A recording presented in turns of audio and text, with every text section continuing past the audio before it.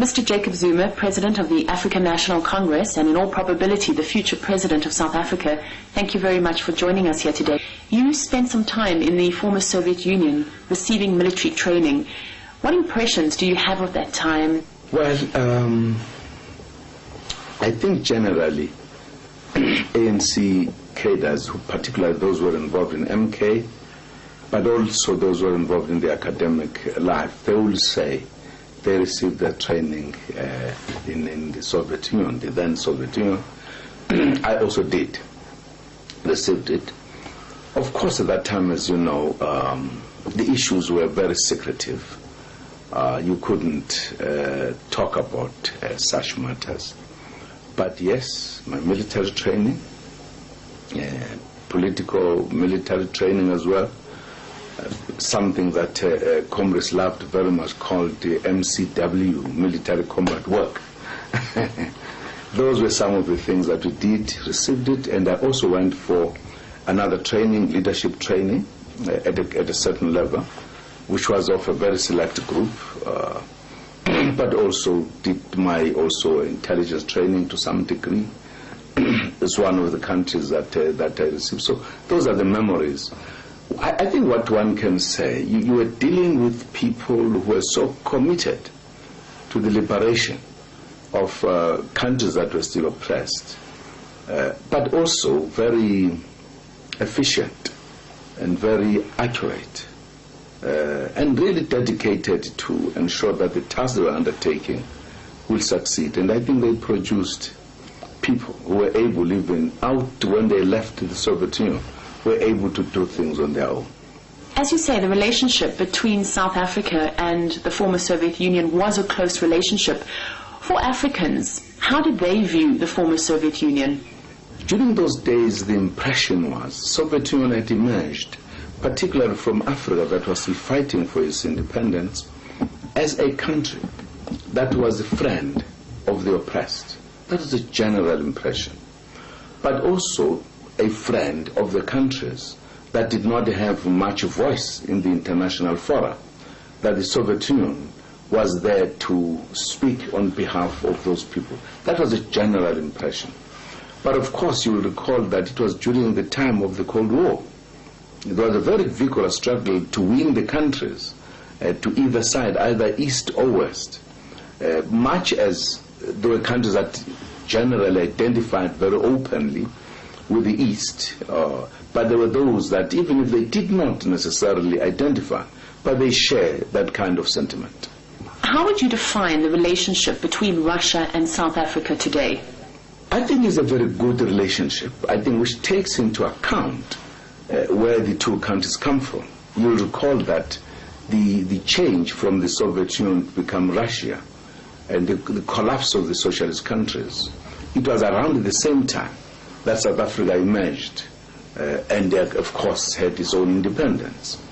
And these two countries had to pick up the pieces first and ensure that we come together. I think there has been a growth that has been there in terms of relations.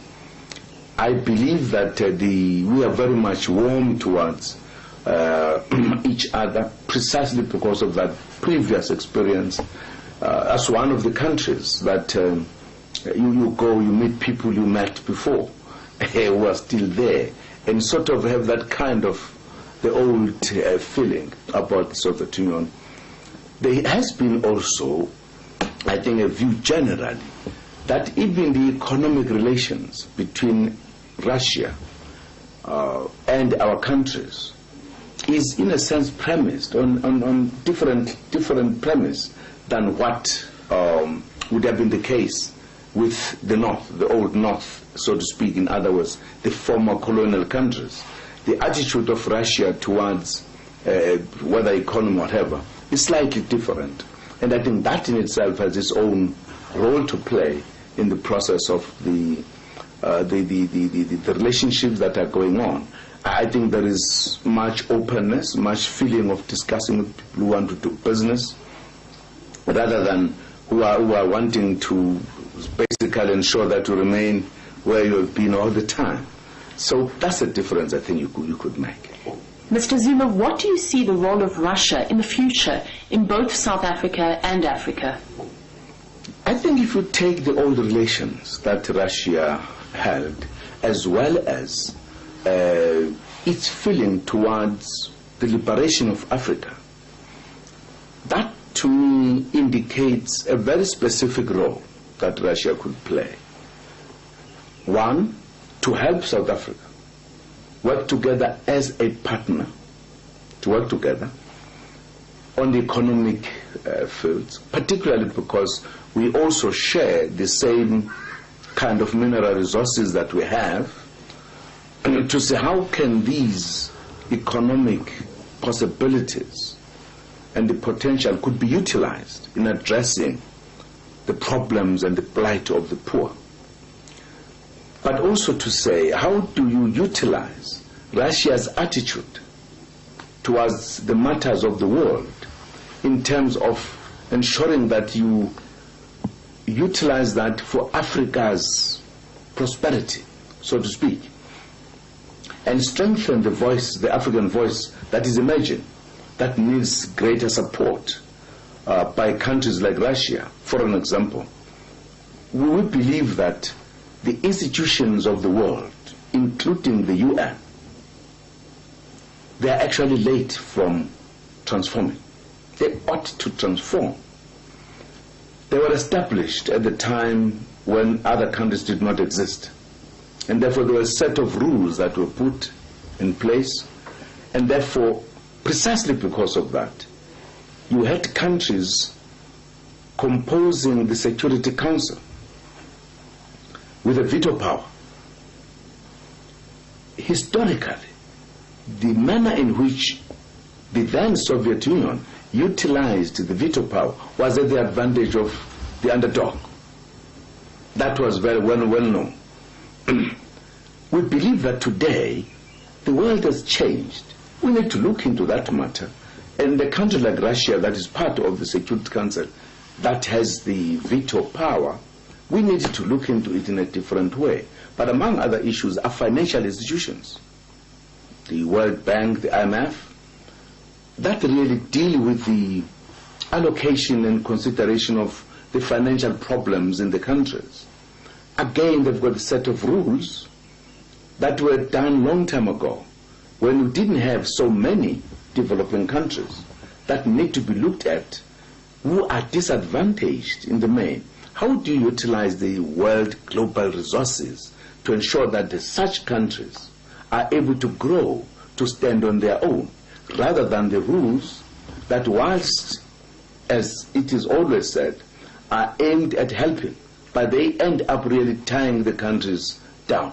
In such debates, we expect that a country like Russia should have a different perception on those matters, precisely because of the history it has had with the developing countries. Aside from Zimbabwe, what other trouble spots do you see in Africa? And in those particular conflict regions, what is South Africa doing in terms of mediating there? Well, of course, as you know, the most talked about one is Darfur, and then the whole of Sudan. And I think Africa is trying to debate this issue a great deal, as well as the United Nations. Again, not easy kind of task. As a main one, really. But I think some of the issues that the world should be attending to Africa is actually to say, how do we give Africa the capacity to handle its matters, let alone just politically, but economically? How do we do so? The whole world is in Africa. Digging in Africa, the gold, uranium, platinum, diamonds, more than 50% of diamonds come from Africa. Why shouldn't the world say, what is it that we can do for Africa so that it benefits economically from what it produces? What lessons do you believe can be taken from South Africa? I think the lesson that we could take from South Africa, firstly, is that South Africa believes in consulting. It believes in engaging. We have done so. We succeeded to do so in employing that kind of method to deal with an issue that nobody else thought would be ever dealt with, apartheid, institutionalized racism, and dealt with it sufficiently. We continue to do so. We began to define the human relations, I think, in a sense, in a new way.